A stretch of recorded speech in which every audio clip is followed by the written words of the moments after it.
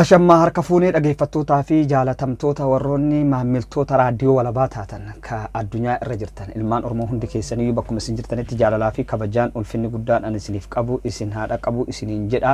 Egaa raadiyoo walabaa oduu fi odeeffannoo biyya keessaa fi biyya alaa ka isiniin gahu irratti kan argamudha. Haa ta'u immoo aadaa fi duudhaa biyyoota adda addaa keessatti isa dabre irratti isiniif dabarsuun kiyyas ni yaadatama.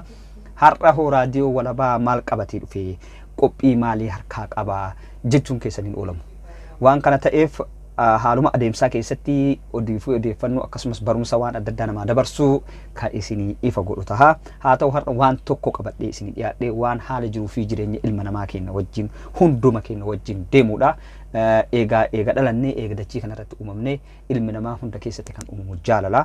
Jaalalli maal fakkaata? Akkamitti namni wal jaalata? Akkamitti waliin jiraata? Waan jedhu irratti kan xiyyeeffadhu ta'a. Haa ta'u immoo kallattiidhaan dhimmiyan har'a irratti xiyyeeffadhu dhimma warroota dhiiraa ilaallata kallattiidhaan jechuudha. Warroonni dhiiraa ammoo waan har'a dabarsu kanarratti barumsa cimaa argattanii waa hedduu irraa barattanii barumsa irraa hubattan jedheetiin abdii qabaa. Keessattuu warri dhiiraa hordoffiidhaan akkana jala deemtanii na hordoftanis abdii isinirraa qabaa jechuudha.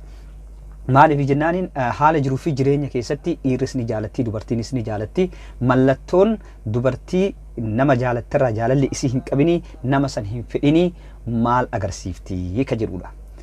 Ati duraan dursa nama jaalachuun dura namatti dhiyaachuun dura namni tokko maal akka ta'e dubartiin takka maal akka taate akkamitti na jaalatti akkamitti na jibbiti waan jedhamu addaan baafattee yoo adeemtu taate jaalalaanis hin booji'amtu jaalala keessattis kuftee naftu jechuudha. Duraan dursa nama tokko hundeessitee jaalachuudhaan nama tokko mindeessuun duratti amani waan jedhutu jira. Nama tokko jaalachuudhaan duratti ati namni sun maal akka ta'e akkamitti na jaalata haalli isaa maali jettee hubannaa keessa galchuun dirqama. Maaliif jennaan borumaaf si fayyada waan ta'eef jechuudha. Borumaaf si fayyada. Borumaaf waan hin taane keessatti akka ati hin kufne si godha jechuudha. Kana hubachaa deemuun ati dirqama sirra jiraatu dirqama anarrallee jiru jechuudha. Namoonni hedduu dubartii irratti bifa laaluu danda'a, dhaabbata isii laaluu danda'a, uffannaa isii laaluu danda'a. Waan kanaan booji'amee jaalala keessatti kufuun isaa ni danda'ama. Garuu kun barbaachisaa miti. Ilma namaa irratti bifti murteessaa miti, dhaabbanni murteessaa miti, uffannaan murteessaa miti jechuudha. Haala jiruu fi jireenya kiyyaa wajjin naa deemti, amala kiyyaa walitti galti, anoo amala isitti galaa jettee waan akkasiisan hubannaa keessa galchite duraan dursitee nama san jaalachuun sirratti dirqamaa jechuudha. Egaa amma maal isin ibsuu barbaada? Tokkorraa haga 14tti mallattoo dubartiin nama tokko hin feene dirqamaan jaalattee yookaan ammootu nama sanitti faayidaadhaaf bu'aadhaaf itti maxxantee booda ammoo nama sanirraa ammoo kallattiidhaan sin jaaladhu jettee itti himuu sodaattee mallattoo adda addaa itti mul'iftee nama saniin hojjaan bahu dubartii yeroo barbaaddu mallattoo akkamii akka mul'iftu asumaan barumsa isinii taa'ee abdiin qaba. Haga xumura kiyyaatiitti tokko haga 14tti isiniif ifa godha na faana bu'a. Dubartiin takka hin qophoofne siin jetti. Hariiroo jaalalaatiif qophooftu akka hin taane sitti himti. Hariiroo jaalalaatiif akka qophii hin qabaanne sitti himti. Nama hedduu walitti dhiyaatanii yoo taatan yeroo itti yaaduuf naa laadhu siin jetti. Itti yaadaa yeroo naa kenni yeroo itti yaadee waan san ifa sii godha siin jetti. Waan ati gaafatte hundumarratti yoo jechuudha. Yeroo sanitti ammoo waan sii kennuu dandeettu yookiin deebii sii deebisuu dandeettu saniif yeroo naa laadhu siin jette yeroo itti fudhatti jechuudha. Dubartiin akkasii sun akka jaalala siin qabne ifatti sin mul'isaa jirti. Ati kana hubataa deemuu qabdaa jechuudha. Bilbila si jalaa hin kaastu. Yeroo kamiyyuu yoo itti bilbilte bilbila si jalaa hin kaastu. Bilbila kee laaltee faa cal'isti. Maa kaasuu dhabdee wattu sababa adda addaa sitti himuu dandeetti. Kaasuu dhabdus deebistee siin dawwaltu achumaan hafti siin bilbiltuu jechuudha. Yoo ati bilbilteef illee si jalaa hin kaaftu. Mallattoo akkana gaafa mul'ifte rakkoo qabaachuu isii hubachuu qabdaa jechaadhaati. Inni lammaffaadha. Siif hin deebistu. Xalayaa ati barreessiteef gonkumaa siin deebistu. Fakkeenyaaf xalayaa waggaa jedhu xalayaa walii barreessanii erguu qofaa miti. Yeroo dura nama poostaadhaan ashaganii xalayaa barreessanii namaa ergan jechuudha. Akkasii miti. Telegiraamni tolee, Imo, WhatsApp, Messenger. Yeroo ati barreessituuf laaltee hubattee irraa baati. Deebii siin hin laattu. maali jettee sin gaafattu. Dubartiin gaafa ati barreessitee fi guyyaa 2-3 oolte si deebiftee fi yoo achiin hafte dubartiin sun jaalala kee akka hin qabne ifatti si ibsaa jirti waan ta'eef ati kanallee hubattee irraa gabaabachuu qabda obboleessa kiyya jechuudha. Inni afuraffaa ijaansi arguu jibbiti. Gonkumaa ijaansi arguu hin feetu. Si jibbite taanaaniin ijaansi arguu hin feetu.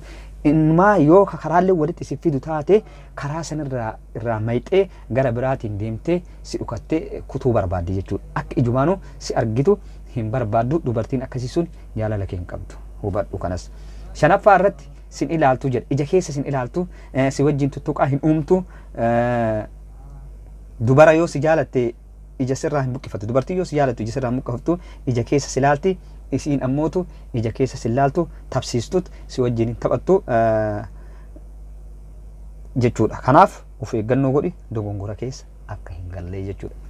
Dubartiin gaafa ija keessa si ilaalle gaafa si wajjin hin tattaphanne gaafa dhukattee sassaalfattee si ilaalle dubartiin suni jaalala kee hin qabdu jechuudha. Ija babaaftee na laaltillee jettee dubartii sun na jaalatti jettee amanuu hin qabdu jidduma jireessatti laalladhu jechuudha. Dubartiin akkasii mallattoo akkasii yoo agarsiiste jaalalli kee already gabbu'ee jechuudha. Jaaffaa irratti dhiira biraa sitti faarsiti. Dhiirota biraa sitti faarsiti. Abaluu bareedaadha. Abaluu akkasii. Abaluu akkana uffata. Abaluu akkanatti deema. Abaluu bakka akkanaa oola. Abaluu kan akkanaa hojjeta jettee gaafa dhiira biraa sitti faarsuu eegalte dubartii sun jaalala kee akka hin qabne beeytee hinaafuu qabdaa. Irraaf qusachuu qabda jechuudha obboleessa kiyya.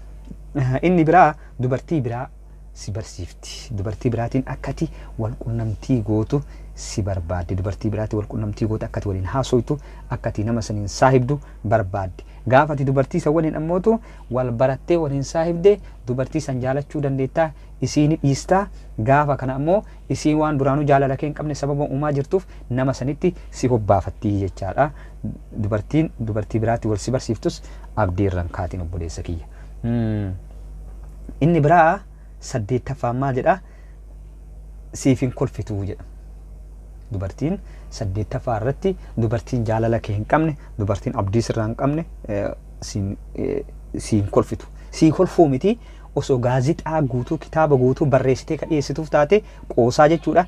Tokko keessaa siin kolfitu jechuudha. Si waliin hin bashannantu si waliin ammoo hariiroo jaalalaa si wajjin uumuu waan hin barbaanneef si wajjin bashannantee si kolfisiiftee waliin kolfuu kee hin feetu jechuudha. Dubartiin gaafa akkasii mul'iste dubartii sun jaalala kee akka hin qabne hubachuu qabdaa jechuudha. 9ffaa irratti karoora kee balleessiti. Karoora kee balleessiti jechuun sa'aatii ati beellamteef gubuu, ganama ati jettuun galgala dhufuu, sa'aatii 2 turtee dhufuu, sa'aatii ati dhaabattee eegdu sanitti dabarsitee beellama sanarratti argamu. Gaafa dubartiin beellama keetiif yeroo keessa harka balleessite dubartiin sun si wal argu akka fedhii hin qabne hubachuu qabda ati kana jechuudha. Inni 9ffaan dhiira biraa sammuudhaa qabdi. Dhiira biraa sammuudhaa qabdi. Ishiin dhiirri sammuudhaa qabdu homaanuu wal siif fakkaatu. Dhaabbatas ta'ee, uffannas ta'ee, deemsas ta'ee, beekumsas jechoota inni dubbatus homa tokkoonuu wal siif fakkaatu. Isiin ammoo nama san sammuu keessaa qabdi. Waan namni sun sammuu isii keessa jiruuf si homattuu sin lakkooytu, homattuu sin likkitu jechaadha si. Kanaafuu dubartiin akkasii sun namoota san qabdi waan ta'eef abdii irraan kaatiin obboleessa kee isiin jechuu barbaada. 11ffaa irratti yeroodhaaf sitti maxxanti. Yeroodhaaf sitti maxxanuudha. Yeroodhaaf si jaalatte yeroodhaaf yookiin faayidaa wayiitiif gaafa sitti dhiyaattu sitti dhiyaattee sitti maxxantee haala yeroo irra jirtu si wajjin dabarsitii kasi caalu dhufnaan sanuma duuka kutti ati gaafa san badee qullatti baatee haftee jirta. Miidhama keessa galte jaalalaan booji'amte rakkoo cima si mudata akkasitti beekadhu eeggachaa deemii jechaadha kanan deemu. 13ffaa irratti hiriyoota ishii waliin si dubbifti. Yeroo kamiyyuu dubartii waliin dhuftee si dubbiftu jaalala kee hin qabdu. Dhiironni dubartiinis jaalala kee gaafa qabaattu kophatti si wajjin icciitii haasoo barbaaddi. Dhiirris gaafa jaalala kee barbaadu kophatti si wajjin icciitii haasoo barbaada. Dubartiin akkasitti ammoo hiriyaa ofii fuutee si bira dhuftu sun akka ati si waliin icciitii hin dubbanne yookaan ammoo akka isii waliin waan jaalalaa ati hin kaafne yookaan ammoo iddoo jaalalaatiitti deemte akka ati si waliin laayif hin dabarsine waan barbaadduuf hiriyaa isa waliin dhuftee si hiiti jechuu afaan kee si hiitee si biraa deemti inni natti hin dubbatu jettee waan amantuuf hiriyaa isa fidattee dhufti. Dubartiin akkasii jaalala kee hin qabdu. Assalaamu alaikum obboleessa kiyya. Inni biraa 14ffaan kana hunda osumaa beektuu diddee jechaadhaati. Isa xumuraati 14ffaan kana hundaa osumaa beektuu diddee otumaa jaalala isii qabduyyuu itti fufnaan ati rakkattee jechaadha. Ati rakkoo guddaa keessa osoo kan hunda beektu osoo kan hubattu rakkoo hundaa keessa seentee jirta jechaadha. Mallattoo kan hunda sitti mul'ifte taanaanin mallattoo kan hunda sitti isii garsiifte taanaanin ati kararraan dabartee isiisa yoo jaalatu taate ati dhumarra kararratti hafta hin maraatta uffata darbita hiriyaa kee wajjin jiraachuu hin dandeettu ollaa kee wajjin maatii kee wajjin jiraachuu hin dandeettu ati ganamaa galgala ibidda keessa buutee akka waan ibidda keessa jiraattuuti jechuudha. Ganamaa galgala hin aartaa hin gubattaa maal jettaa ati ka gubannaati waan ta'eef osuma sadarkaa san irra hin gahin osoo obboleessa kee osoo maatii kee osoo fira kee osoo hiriyaa kee hin jibbini har'uma dubartiin waan armaan olitti dubbise san gaafa mallattoo akkasitti mul'iftu gabaabumatti irraa gabaabachuun dirqama keeti obboleessa kiyya siin jedha. Egaa waan ani tokkorraa haga 14tti tarreesse kana hubattee jedheen abdiin qabaa haga dhumaatitti dhageeffadhaa jala deema barumsa guddaa isinii dabarsa jedheetiin abdiin qabaa. Kanatti aansee qophii biraallee kan isinii dhiyeessee isinii qopheessee dhufu tahaa. Egaa akkasumas dhiironni illee mallattoo addaa dubartii irratti mul'isan waan qabaniif kanallee qindeeffadhee qopheesse isinii dhufaa haga xumura qophii kiyyaatitti akkasumatti waan adda addaa waan qopheesse kana na hordofuudhaan na duuba bu'uudhaan laayik sheer sabskiraayib naa godha naaf jiraadhaa isiniin jedha. Har'aaf kanumaan goolabaa galatooma obboleeyyan tiyya bakkuma isin jirtanitti isin jaaladhaa. Raadiyoo walabaa raadiyoo keessanii jabeessaa hordofaa duuka bu'aa wantoota adda addaa irraa barattanii oduu fi odeeffannoo biyya keessaaf alaallee kan isinii dabarsu ta'a. Galatooma jajjabaadhaa isiniin jedha.